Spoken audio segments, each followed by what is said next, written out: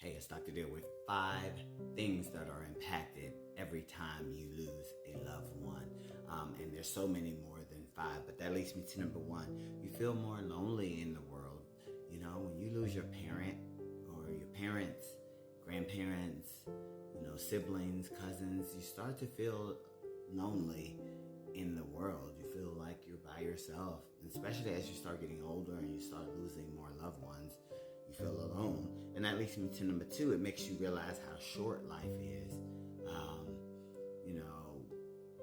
Somebody dying at 70. 70 is not a long time. 60, 50 years old, 40, 30, whatever age that a person dies, that's a short time to be on this earth, and you realize that. And that leads me to number 3.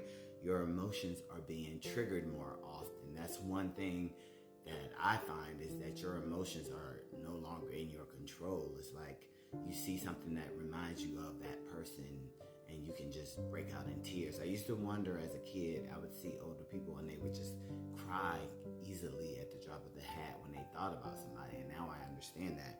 And that leads me to number 4. You tend to cherish quality time with your loved ones more after you start to lose a loved one. Sometimes some people, they realize how important it is to go and spend time with that grandmother or grandfather, or your cousins or your family members and friends.